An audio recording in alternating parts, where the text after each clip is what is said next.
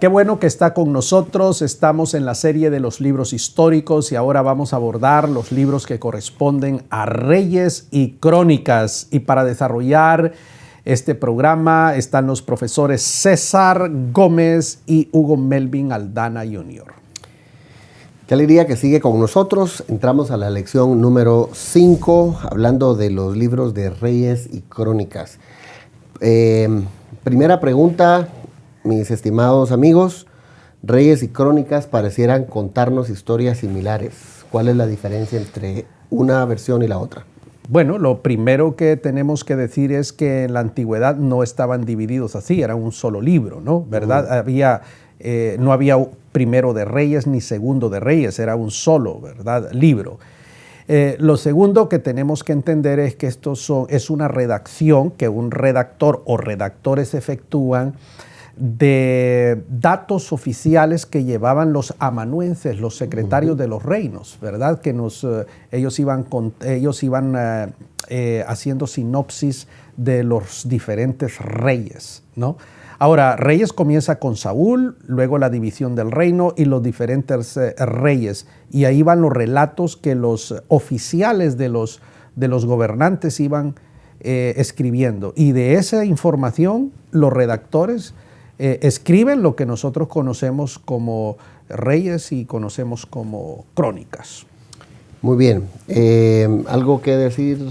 No, de pronto solamente le añadirle el hecho de que por eso es casi evidente el hecho de que libro de Reyes y libro de Crónicas son libros posexílicos, son libros que se redactaron después de la deportación, después de que el pueblo cumplió los 70 años. Es correcto. Se hace una conexión directa, muchos eruditos lo hacen entre Crónicas y Esdras, ¿verdad? Que Esdras es como una continuación de la historia contada de los Crónicas y una contada desde la perspectiva de los amanuenses en la monarquía y los otros desde el punto de vista sacerdotal, los Crónicas. Al llegar acá, haciendo la conexión, los primeros 3 reyes de Israel van a tener una connotación muy importante antes de la división del reino. Sí. Salomón es el último de los 3. Exactamente. En nuestro primer punto se habla del fin del reinado de David. ¿Y cómo termina David? Mal.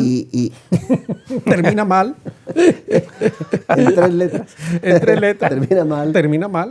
Muchos no tienen esa idea, doctor. No han manejado la idea de que, como que decíamos en el programa anterior, que la figura de David que se ha levantado tanto hasta el punto, decía el profesor César, de idealizarlo. Sin embargo, aquí estamos contando la historia un poquito más humana, porque ponen a David como una figura tan extraordinaria que pareciera que nunca cometió ni errores el hombre. Y como la pone el texto, o sea, más real, porque por ejemplo una de las cosas que es evidente al final del reinado de David son las intrigas que hay.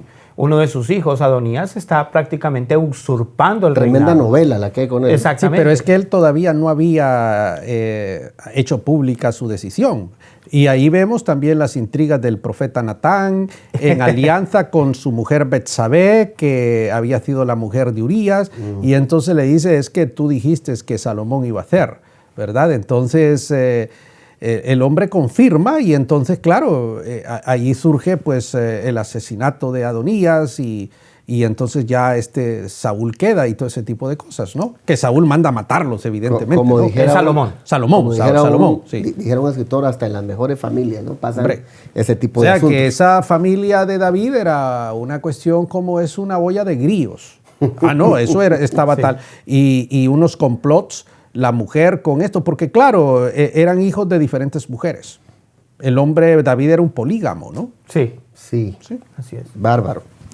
Luego, en la siguiente inciso habla del reinado de Salomón. Claro. Y uno de los momentos más interesantes que marcan de Salomón es el momento cuando pide sabiduría a Dios. De eso quiero hablar, porque yo estoy hasta cansado de escuchar el hombre más sabio. Este es el más bruto de todos. O sea, es lo contrario. Exactamente lo contrario. Sabiduría en la cultura hebrea no es lo mismo que en la cultura griega. Y nosotros tenemos toda la concepción de sabiduría de la cultura griega, no hebrea. la cultura hebrea, la sabiduría son principios de vida, que es lo que encontramos en Eclesiastés, en Proverbios y ese tipo de detalles, que Salomón no aplicó y por eso fue un desastre completo y la consecuencia última, la división del reino. En cambio, en la filosofía griega, la filosofía es la que estudia las cosas por sus primeras y sus últimas causas, estudia el porqué de las cosas. No, y en la filosofía son reglas de vida para que le vaya bien a uno, para ser feliz, para tener éxito y ese tipo de detalles. Entonces, este hombre se le llama sabio, principios de vida para vivir bien, para que tenga éxito. Y sí, llegó a tener un éxito que la reina de Sabá quede extasiada, pero al final no fue así. Al final el hombre termina mal igual y la consecuencia es división del reino. Se le torció el corazón. Sí, porque cuando, por ejemplo... Las mujeres le torcieron el corazón. Las mujeres, exactamente. Hombre, porque empezó a casarse con un montón de mujeres de otros reinos que introdujeron enseñanzas y liturgias y religiones. Pero algunos han visto espurias. Algunos han visto esa estrategia de Salomón de hacer alianzas con otros pueblos para que no le hicieran guerra a Israel y llevar a Israel a un esplendor enorme. Por ejemplo, hablan de cómo él llega a tener barcos o trae caballos de todos lados, o sea, le da esplendor al reino. Y es lo que levantan, ¿verdad? La historia abajo de esto, porque muchas veces la apariencia de todo lo que se ve lindo tiene historias nefastas en el fondo. Y entre las cosas buenas de ese primer periodo de él, que parece que fue su mejor época, es que Dios le da la oportunidad de que construya el templo. Entonces ya no iba a ser un tabernáculo, sino un templo de piedra, ¿no? Así es. Ahora, hay que entender que una de las cosas que es obvia cuando uno analiza cuidadosamente y exegéticamente la historia de Salomón es que el esplendor que Dios le había prometido a David en el capítulo 17 de Segunda de Samuel, no era a la manera que Salomón lo hizo. Esa no era la agenda de Dios. Entonces, evidentemente, uno se da cuenta que Salomón, en su afán de continuar el reino y extender su imperio, empieza a violar principios que Dios le había dejado claro y que él como rey tenía que tener en cuenta. Recordemos que cuando uno analiza el Antiguo Testamento, el rey era una persona que tenía que regirse bajo la ley de Dios. Tenía que tener la ley de Dios. Decía el Deuteronomio que no debía tener. Exactamente. Entonces, mujeres. Si uno analiza el contenido, Salomón viola una serie de principios. Entonces es evidente que ese esplendor del que se le menciona no refleja los principios que Dios había establecido.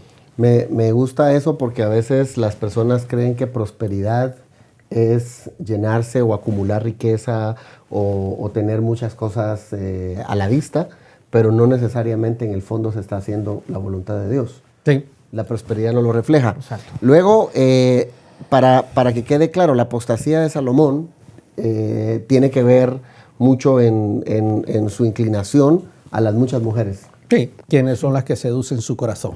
Luego en el punto C, ya en el capítulo 12, habla de la división del reino. ¿A qué se refiere la división del reino? La consecuencia lógica del pecado y de la política errática de Salomón. Entonces, un líder, Jeroboam, intercede por el pueblo. Roboam, el hijo de este hombre, muestra su arrogancia y hay muchas lecciones de liderazgo, ¿verdad? Un liderazgo nefasto, la arrogancia, la prepotencia. Y claro, entonces Roboam representa a la tribu de Judá, ¿no? Y Benjamín, porque era una tribu minúscula, no tenía mayor relevancia. Jeroboam representaba otra de las tribus importantes de Israel. Y dice, ¿qué tenemos nosotros con este hombre? Este hombre no tiene ni más mínimo cuidado y entonces divide el reino. Y dice, esta va a ser la capital nuestra. Y entonces establece Samaria, ¿no? Así es. Y entonces ahí divide el reino. Reino del norte. Y entonces divide y vencerás. En el año 700, creo que fue 22, desaparece el reino del norte del mapa. Y las tribus perdidas, dicen algunos.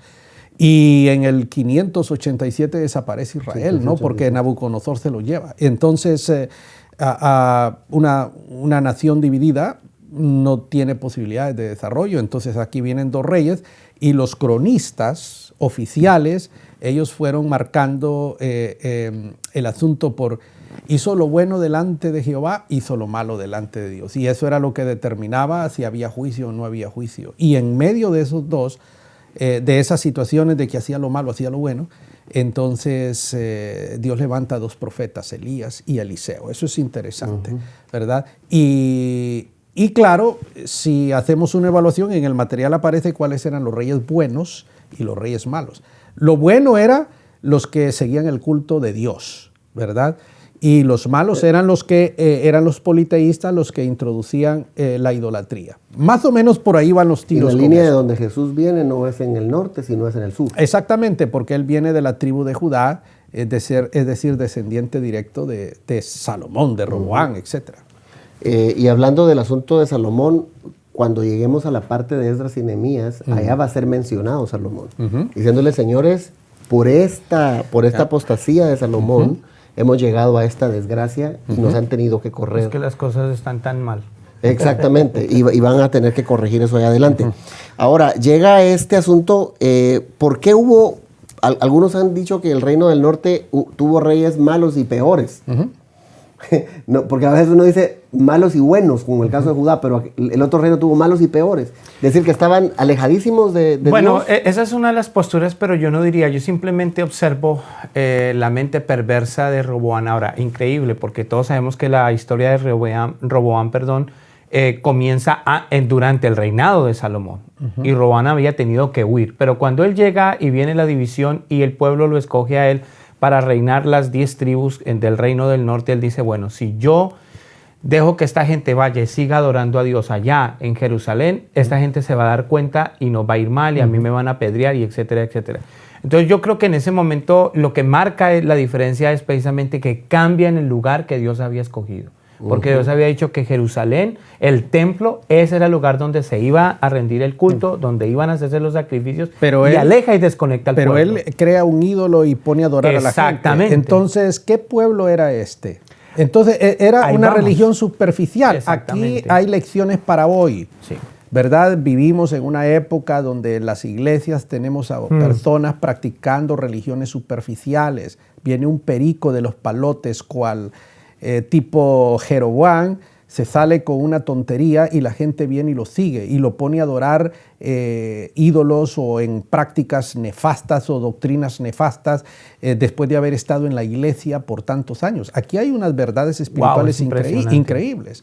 Ahora, hagamos un ejercicio. Escojamos un rey bueno del que hablemos, porque hay muchos, no podemos hablar de todos, y escojamos uno malo. ¿Qué les parece? Y yo comienzo con el bueno y César que vaya pensando en el malo. Hay uno perverso ahí que es facilito. ¿Qué les parece? Sí. Hablamos de Ezequías, por ejemplo, que es el bueno. Y tenemos un minuto para hablarlo. ¿O lo dejamos para la otra sección? Yo creo. Lo dejamos para la otra sección. Sí, porque lo que yo tengo que decir necesito 1 minuto y medio. Y solo tenemos 1 minuto, entonces no puedo. No alcanzamos. Absolutamente. Bueno, en la siguiente parte vamos a continuar con el tema y vamos a hablar de este rey bueno y rey malo. Seguimos entonces. Sí. Bendiciones.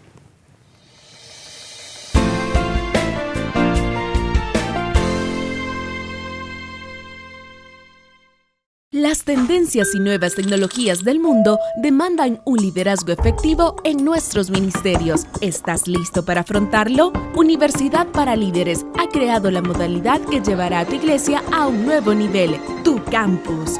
Es la plataforma para desarrollar integral y efectivamente la visión que Dios ha puesto en tu ministerio. Fundar un campus UPL en tu iglesia es muy fácil. Ingresa a universidadparalíderes.com, llena el formulario con tus datos y comienza a desarrollar el ministerio como nunca lo creíste posible.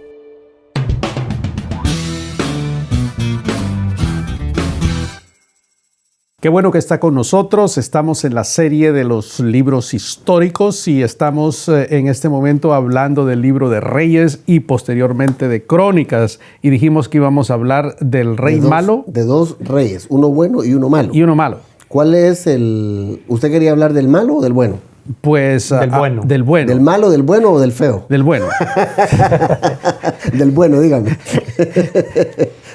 El rey Ezequías y Josías, esos son los dos que yo dije que iba a hablar de uno. Voy a hablar de Ezequías, que es el hombre que decide hacer primero destruye la serpiente de bronce que había construido Moisés, porque el pueblo la tenía como reliquia y estaba adorando. Dice la Biblia que él hizo añicos y decidió obedecer a Dios en todo.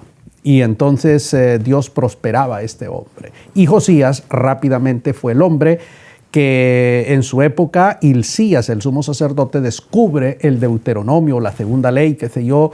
El hombre promueve el culto a Dios, hay un arrepentimiento, hay un avivamiento espiritual y entonces está sindicado como un rey bueno. Ahí dejó el asunto. Josías, Ezequías. ¿Y el rey malo? Acab, ¿no? Es uno de aquellos... Del norte. Del reino del norte. Sí. El rey Acab, que es un paradigma, porque este hombre se puede decir que es uno de los responsables del sincretismo. No necesariamente elimina el culto de Israel, que ya de por sí estaba bien mal, pero intenta integrar, intenta hacer un sincretismo entre la fe o la religión del pueblo de Israel y la adoración a Baal. Y entonces él, por causa de la influencia de su esposa Jezabel, entonces el culto de Baal se hace más fuerte de ahí en adelante. Un hombre injusto, perverso, pero en el reinado de Acab es donde surge el ministerio del profeta Elías y su enfrentamiento con Elías y la historia de los 400 profetas de Baal, etcétera, etcétera. Y claro, aunque he escuchado a algunos amigos hablar del espíritu de Jezabel, refiriéndose a Jezabel, sabemos que Jezabel fue una mujer perversa, ¿no? Sanguinaria, pero ella era la que realmente fue el artífice para establecer el culto a Baal en Israel. Algunos expertos... Baal, dios de la fertilidad, a quien le rendían culto para que hubiesen buenas cosechas. Muchos expertos, yo diría una buena cantidad, aseguran que en Israel no hubo un monoteísmo como tal antes del exilio. Digo, sí, sino que es posterior al exilio que se purifica, que quiere decir que antes de eso hubo muchísimo de esto que estás contando, hubo siempre un sincretismo dentro de Israel. Sí, el problema del pueblo de Israel precisamente fue la idolatría, ¿no? Y el sincretismo de donde se mezcla o se une la adoración a Dios, pero siempre tomando deidades o ídolos de las religiones paganas. Entonces, mencionaba usted, doctor, que por el 722 antes de Cristo y luego el 586-87 antes de Cristo, ambos reinos terminan cayendo y luego se unifican en Babilonia. Sí, y de ahí viene el tema de Samaria, porque este rey sirio vino y hizo una mezcla, ¿verdad? Por eso en la época de Jesús, los samaritanos. ¿Dónde se debe adorar? Exacto, y la mezcla racial que hubo allí, ¿no? Y entonces por eso los samaritanos eran considerados espurios, ¿no? Por esa mezcla que hubo ahí con una raza pagana y ese tipo de detalles. Entonces llegamos al libro de Esdras y Nehemías, porque al terminar... Y decíamos que algunos consideran que estos libros, que eran uno solo antes, vienen a ser la conexión o la continuación de los Crónicas.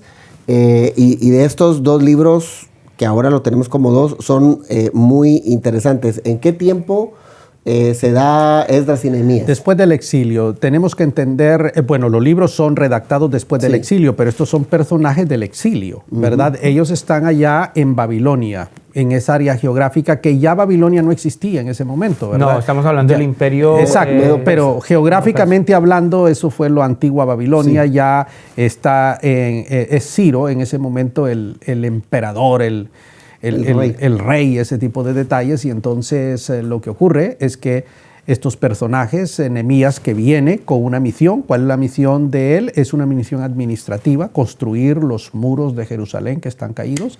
Y la misión de Esdras es una misión religiosa, eminentemente. Es el sacerdote que Dios envía. Y se cree que Esdras es el que funda la escuela de los escribas, que después es conocida como la de los Soferim, que son las personas que hacen todo ese trabajo de redacción, ¿verdad? Ahí es cuando se forma lo que nosotros llamamos el Tanaj, que es el Antiguo Testamento, que es otra forma de llamarla, por el trabajo que hace. El papel que hace Esdras es espectacular, es extraordinario, ¿no? A partir de las fuentes que él tiene, ¿verdad? Que eran las fuentes que se conservaban por la gente del templo.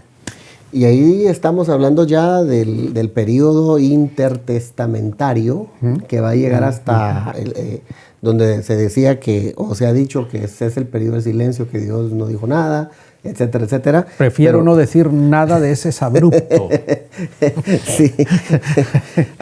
Bueno, entonces en la primera parte de la lección 6 se habla de la cautividad, que usted ya mencionó. 70 años. Pero doctor, interesante, y César también, en todos los libros hemos venido hablando de las lecciones prácticas. Sí, claro. ¿Cuáles serán las lecciones prácticas de Esdras y Nehemías? Bueno, del libro de Nehemías, todas las de liderazgo, ¿no? Sí. Claro, de hecho se han escrito libros. Se conoce más a Nehemías que a Esdras, ¿verdad? Aún en su carácter se mira a un Nehemías que llega hasta a tomar del pelo a la gente, y Esdras era más llorón en ese sentido, ¿no? ¿Qué lecciones extraes tú de ahí? Bueno, para mí una de las características interesantes del libro de Nehemías, por ejemplo, es que en el libro de Nehemías nosotros no vemos ninguna manifestación sobrenatural aparentemente, pero vemos el milagro de Dios en restablecer la visión, ¿no?, sobre el pueblo. Un hombre que llega y no solamente tiene que lidiar con los escombros físicos, pero también con los escombros espirituales que había sobre el pueblo, y tiene que llegar a lidiar con una serie de aspectos sociales, religiosos, ¿cierto? Además de la cuestión de volver a restaurar o llevar a que el pueblo realmente crea y restaure la esperanza, ¿no?, de lo que un día Dios le había prometido al pueblo de Israel. El liderazgo es fundamental, el liderazgo de Nehemías. Sí. Sus habilidades para organizar, sus estrategias, era un hombre estratégico, un hombre para saber motivar, un hombre justo. Y el carácter para enfrentar a los enemigos. Exactamente. No solamente a los enemigos, pero a los mismos líderes y a la gente rica que estaba oprimiendo a los mismos compatriotas. El carácter que él tuvo, exactamente, para estabilizar la justicia social dentro del pueblo de Nehemías es el hombre con una misión, y su misión era construir los muros de la ciudad, y los construyó. Y para eso se necesitaba un líder con carácter, con personalidad. Y tenía que vencer un grupo de enemigos que estaban ahí jorobándole la vida. Entonces, es un ejemplo de liderazgo, y también el principio de la restauración civil y política del pueblo de Israel. La fundación del judaísmo se establece en ese tiempo, y una de las narrativas, creo yo, controversiales de estos pasajes es ese momento cuando los líderes de Israel se dan cuenta que le han fallado a Dios porque tienen una mezcla de mujeres paganas, y toman una decisión. Muchos han llamado eso una decisión arbitraria de estos líderes. ¿Cuál sería su opinión? Ahí es donde entra Esdras, porque Esdras es el sacerdote, claro, es el hombre, es el oficial de Dios, y entonces allí el hombre comienza a hablar al pueblo y llamar, a decirles proféticamente, ¿no?, de que había sido un error el haberse casado, el haber tomado mujeres que habían inclinado sus corazones a prácticas y rituales paganos. Entonces ahí tiene que haber una depuración para que la bendición de Dios sea sobre el pueblo. Y entonces este hombre hace un llamado de atención, y hace un trabajo profético, y hace un trabajo sacerdotal. Él termina con la exogamia, o sea, sí, hacia afuera, y establece una endogamia. Es decir, casarse solo entre ellos, entre la raza, entre los judíos. Pero la crítica mayor aquí es que Dios está de acuerdo, y hacen un parteaguas y sacan a todas las mujeres paganas con sus hijos. Hablando en lo mismo que hablábamos, en la misma dirección que se hablaba anteriormente de los exterminios, esta decisión parece una decisión exagerada. ¿Qué lección sacamos del libro de Esdras y Nehemías para nuestros días desde esos textos? No lo podemos aplicar literalmente, no, ¿verdad? Porque es debatible. Ninguna la hemos aplicado literalmente, le hemos sacado lecciones. Es debatible. ¿Por qué? Porque, por ejemplo, cuando estamos hablando del aspecto del judaísmo, el judaísmo es una cuestión que comienza realmente en Babilonia. con aquellos líderes religiosos cuando ellos se dan cuenta de que tienen que mantener, de ser guardianes de la herencia religiosa y cultural que tenían. Ahora, el punto es el siguiente, ¿no? Después de la deportación, Israel nunca volvió a ser el mismo, jamás. Ni con Nehemías, ni con Esdras, ni con la etapa o la dinastía Hasmonea. Nunca volvió a ser lo mismo. Israel nunca volvió a ser lo mismo. Y ahí hay unos errores de interpretación de los libros proféticos y de algunas cosas que Dios le dijo al pueblo de Israel, ¿cierto? La pregunta es, y ahí es donde los eruditos debaten ese punto. La pregunta es, ¿será que realmente era la agenda de Dios el que Esdras hiciera esa depuración, o era la agenda del concepto de judaísmo que ellos en ese momento creían que debería volver a ser reimplantada? De hecho, el judaísmo se establece ahí. Ese judaísmo no existe antes de... No. A llevarse a la zona de Palestina. Así es. Porque cuando uno analiza, no solamente en el periodo intertestamentario, sino al mismo tiempo del primer siglo, nosotros observamos que los judíos de Palestina eran unos y los judíos de Alejandría eran otros. Filosofías diferentes y un concepto religioso y teológico completamente diferente. Completamente diferente. La pregunta es esa. Ese es el debate de muchos eruditos. Estamos hablando de que lo que Esdras hizo en ese momento es la agenda, es el mandato, es realmente Dios haciéndolo, porque el texto no lo deja bien claro en esa parte. O realmente es la implantación y el esfuerzo. Entonces... Exactamente, es la implantación y el esfuerzo del concepto que ellos decían, bueno, necesitamos restablecer otra vez la endogamia como parte de recuperar nuestra obediencia al pacto. Porque también ahí establecen que lo que Salomón hizo, que era que representaba al rey de haberse corrompido con mujeres extranjeras, era exactamente lo que ellos habían hecho. Entonces, purifican la religión, purifican la familia, vuelven a implantar la Torá, y entonces ellos ahí establecen una religión completamente nueva, porque el judaísmo no aparece antes de ese tiempo, y ahora, entonces lo hacen. Purificación entre comillas. Claro.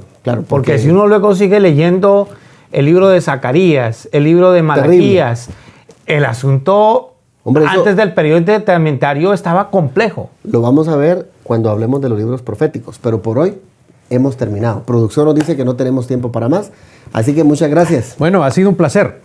Seguro. Lo mismo. Seguimos adelante. Dios los bendiga a todos.